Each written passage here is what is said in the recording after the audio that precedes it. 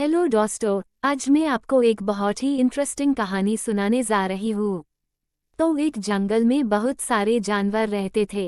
उसी जंगल में एक बूढ़ा बंदर भी रहता था। बंदर अपनी होशियारी और चतुराई के लिए जाना जाता था।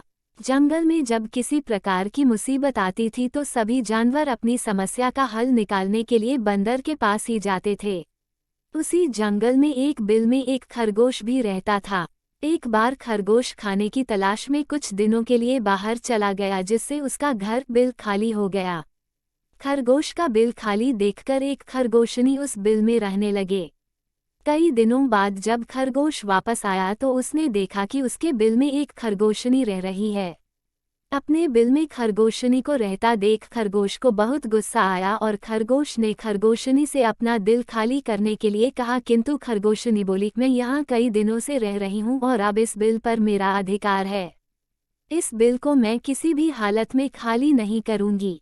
खरगोशनी की बात सुनकर खरगोश बोला, तुम तो अभी कुछ दिनों से ही इस बिल में रह रही हो, मैं तो यहाँ कई वर्षों से रह रहा हूँ। मैं कुछ दिनों के लिए बाहर चला गया तो तुम मेरे बिल पर कब्जा करना चाहती हो, मैं ऐसा नहीं होने दूंगा।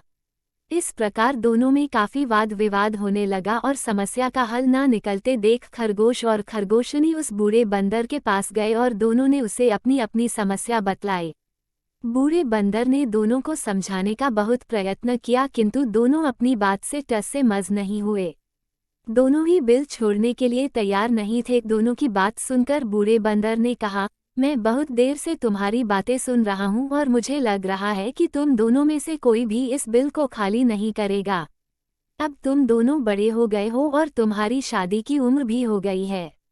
मेरे विचार से तुम दोनों के स्वभाव भी आपस में मिलते हैं, इसलिए तुम दोनों को आपस में शादी कर लेना चाहिए। इससे तुम दोनों को बिल भी खाली नहीं करना पड़ेगा और दोनों को इस बिल से अपना दावा भी नहीं छोड़ना पड़ेगा।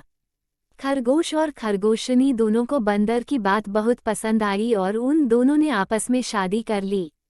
दोनों की शादी में जंगल के सभी जानवर आए और इस प्रकार खरगोश और खरगोशनी एक साथ सुखपूर्वक उसी बिल में रहने लगे।